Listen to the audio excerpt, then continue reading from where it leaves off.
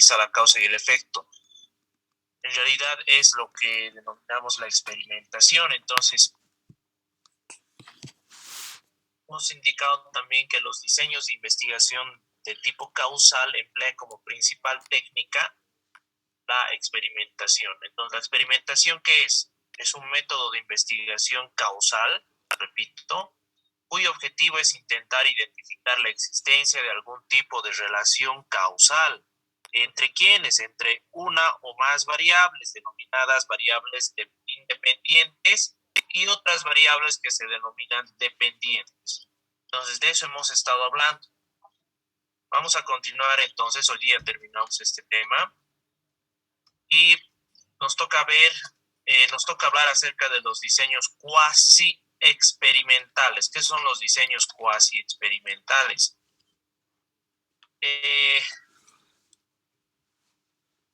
Los preexperimentos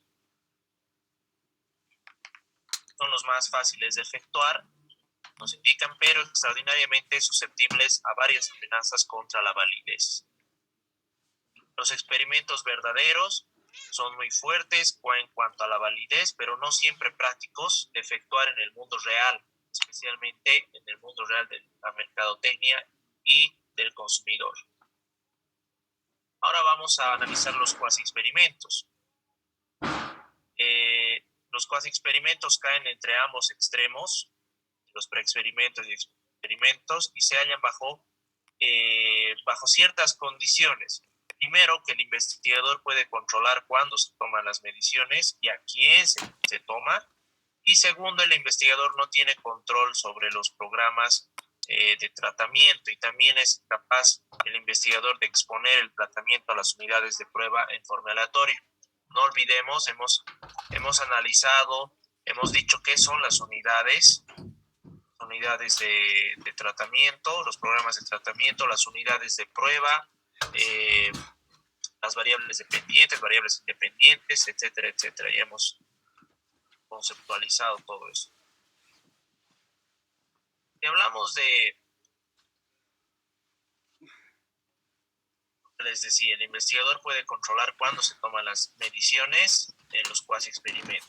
Por lo general, estos diseños se aplican a grupos que ya constituidos. Los siguientes son algunos diseños cuasi experimentales: diseños de series temporales múltiples. Diseños de series temporales incluyen mediciones periódicas. Ya por eso tenemos O sub 1, O sub 2, O sub 3, O sub 10.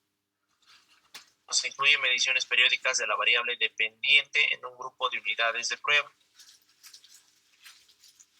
Los diseños de temporales múltiples incluye otro grupo de unidades de prueba para que sirva como control, como grupo de control. El grupo de control selecciona cuidadosamente. Este diseño puede ser una mejora sobre el experimento. ¿Ya? Podemos mejorar, entonces. Eso es así. Si hablamos de los diseños estadísticos, no se olviden, estamos hablando de todo lo que significa la experimentación de la causa y efecto, jugar con variables. Hablamos de los diseños estadísticos. Consiste en una serie de experimentos básicos que permiten un control estadístico y análisis de las variables externas. Y, por ejemplo, estos se pueden medir los efectos de más de una variable independiente. Las variables extrañas se controlan estadísticamente. Se pueden elaborar diseños económicos cuando cada unidad de prueba se mide más de una vez.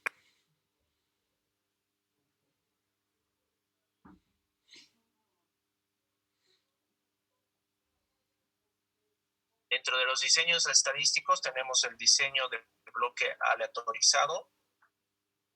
Este tipo de diseño se utiliza para medir los efectos de una única variable independiente, considerando la influencia de una única variable, también variable exógena identificable y que sea controlable, por supuesto.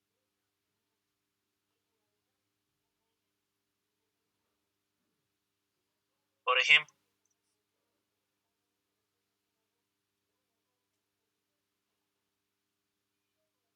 ejemplo, tenemos aquí la variable dependiente ventas y la variable independiente longitud de góndola, ¿ya? Entonces, mis ventas, variable dependiente, va a depender ¿de qué? De la variable independiente, de la longitud de góndolas. Dicho de otra forma, mis ventas va a depender, lo que yo venda, del tamaño de mi góndola, que dice que la góndola puede ser de 3 niveles, de 1 metro, de 2 metros y 3 metros. En este experimento, la muestra es de 15 tiendas y la variable externa o exógena es la superficie de la tienda. El primer paso es identificar, existen 15 tiendas y 3 tratamientos. Tenemos 1 metro, 2 metros y 3 metros. 15 entre 3, 5 bloques. Segundo paso, se ordena las tiendas en función de la superficie y se agrupan en 5 bloques. Primer bloque, las tiendas de superficie más grande. Segundo bloque, las tiendas con superficie más pequeña. Y el tercer paso, se asigna aleatoriamente las tiendas a los efectos de cada uno de los tratamientos. Entonces, este ejercicio, ¿qué nos dice? Suponiendo que se pretende medir el efecto del tamaño de longitud de góndola en supermercados, que es la variable independiente, hemos dicho, sobre las ventas, variable dependiente, empleando 3 tipos de góndolas. Y estos tipos de góndolas tienen 3 dimensiones, de 3 metros, 2 metros y 1 metro. La superficie total del supermercado, de los supermercados o tiendas, es una variable extraña, ya que no se puede controlar, sin embargo, afecta al experimento. Entonces, si el experimento se aplicara en 15 tiendas, la muestra dice 15, es posible desarrollar un diseño de bloque aleatorio, ya que solo se debe controlar una variable extraña, la superficie de la tienda.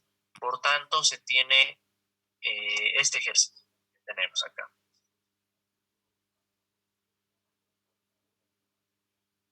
Y empezamos a asignar aleatoriamente las tiendas a los efectos de cada uno de los 3 tratamientos. Tratamiento de 1 metro de longitud, 2 metros y 3 metros. Tienda 1, tienda 3, etcétera, etcétera. Se determina el número de bloques, 5 bloques hemos dicho, se ordena las unidades de prueba según la variable externa, se asignan aleatoriamente las unidades de prueba a los tratamientos. Y en términos de venta, los resultados podrían ser estos. ¿Se dan cuenta? Estamos experimentando. Existe otro método de experimentación que es el diseño del cuadrado latino. ¿A qué se refiere esto? Permite al investigador controlar estadísticamente, matemáticamente, los efectos de 2 variables extrañas.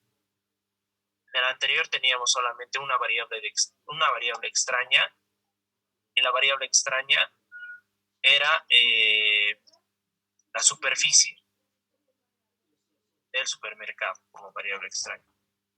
En el cuadrado latino nos dice que se puede controlar 2 variables extrañas que no interactúan entre sí, entre ellas, y podemos manipular la variable independiente. Entonces, las principales características del diseño cuadrado latino, por ejemplo, son que las unidades de prueba se combinan en bloques según las 2 variables extrañas. El diseño se estructura en una tabla de doble entrada, en la que cada fila corresponde a un bloque de una variable extraña y cada columna a un bloque de la otra variable extraña. Estamos hablando de 2 variables extrañas. ¿Ya? Entonces, por ejemplo, siguiendo el ejemplo del caso anterior, pongamos que se pretende medir los efectos de la longitud de góndola en supermercados, sería la variable independiente, sobre las ventas, hemos dicho, ¿no ve? Que es la variable dependiente. Teniendo como variables extrañas, tenemos que tener 2 variables extrañas, la superficie o tamaño de la tienda, que es la primera variable que ya indicamos, y como segunda variable los días de la semana que abren las tiendas al público.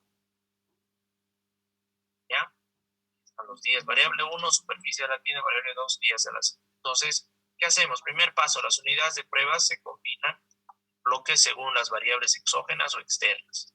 Segundo paso, el diseño se estructura en una tabla de doble entrada en la que las filas y columnas corresponden a cada una de las variables extrañas. Y como tercer paso, el número de bloques de las filas y columnas debe ser idéntico, ya que permitirá la asignación de un solo tratamiento a cada celda de la tabla.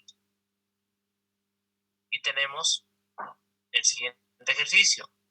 Sabemos que existen 3 niveles de góndola, es decir, solo se puede trabajar con 3 niveles de superficie.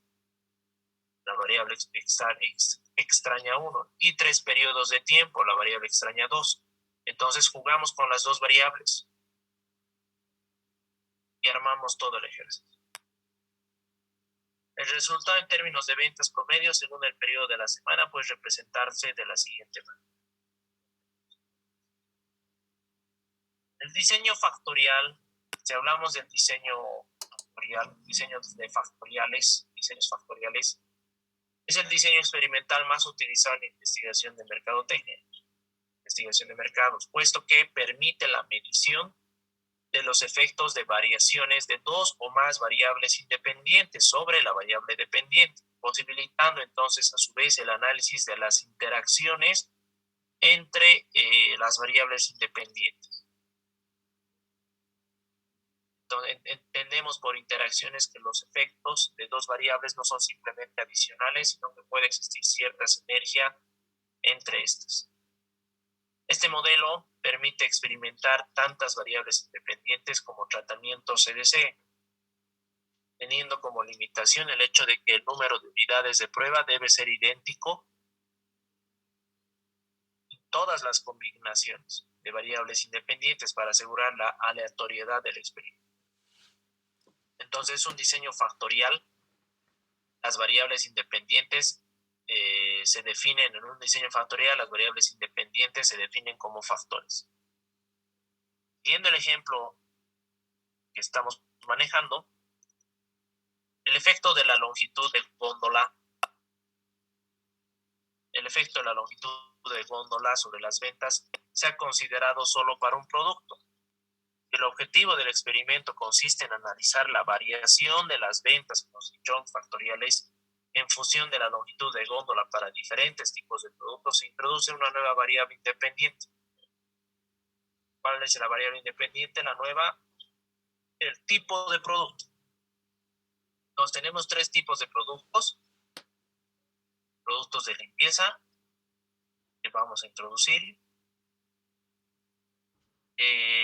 Productos de pastelería y bebidas en casa. Tenemos 2 variables independientes o factores también, que son los tipos de producto y la longitud de góndola, con 3 niveles cada uno. Entonces, el diseño factorial será de 3×3, es decir, que existen 9 combinaciones, 9 tratamientos posibles de los factores. De las variables independientes, en otras palabras. Teniendo en cuenta que el número de unidades de prueba debe ser el mismo dentro de cada combinación, se debe seleccionar 18 tiendas si se quiere un mínimo de 2 unidades de prueba por combinación. Solo se requiere una unidad de prueba por combinación, serían 9 tiendas. Entonces tenemos el ejercicio y tenemos los resultados. Hemos introducido los 3 productos, las longitudes de góndola y empezamos a hacer el experimento. ¿Qué son los experimentos de laboratorio y experimentos de campo? Los experimentos entonces pueden realizarse en ambientes de laboratorio y de campo. Un ambiente de laboratorio se da en un escenario artificial para la experimentación en el que un investigador construye las condiciones deseadas.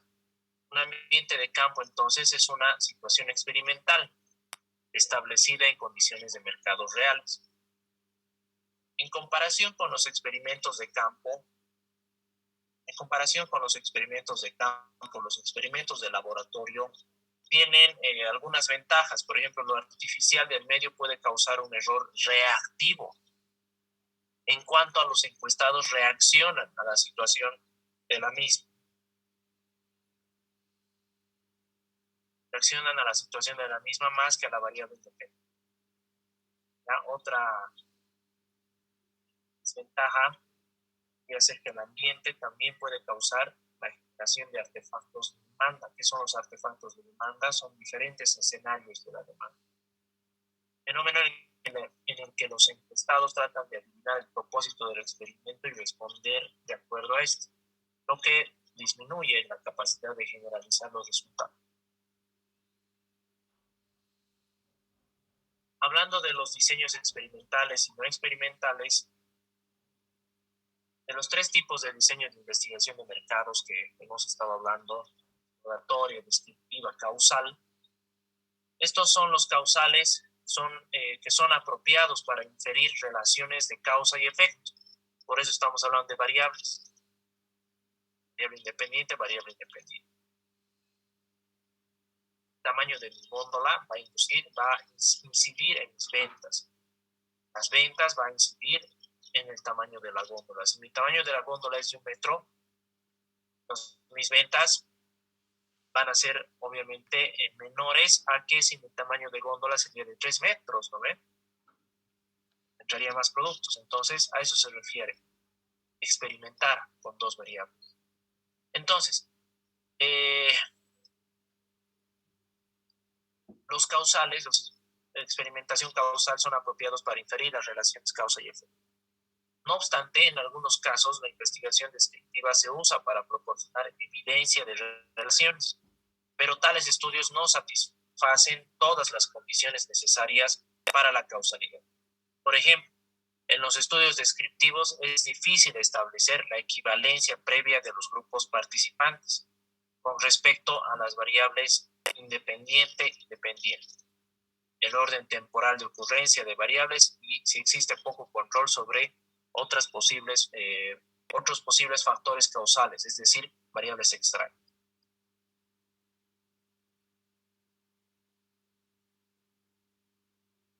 Los diseños experimentales adolecen de una serie de limitaciones cuando son llevados a la práctica. Por ejemplo, tenemos las limitaciones técnicas, que son los fundamentos de los diseños experimentales, a menudo son conocidos o desconocidos por los tomadores de decisiones.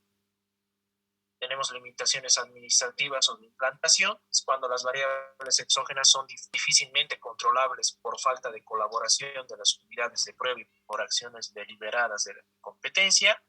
Y tenemos también las limitaciones de costo, cuando el control de las variables independientes y su manipulación encarecen mucho los modelos experimentales. Tenemos las limitaciones de tiempo, cuando esta técnica requiere mucho tiempo, especialmente si el investigador quiere controlar los efectos a largo plazo. El tiempo debe ser el suficiente para comprobar que las medidas analizadas incluyen la mayoría de los efectos de las variables independientes.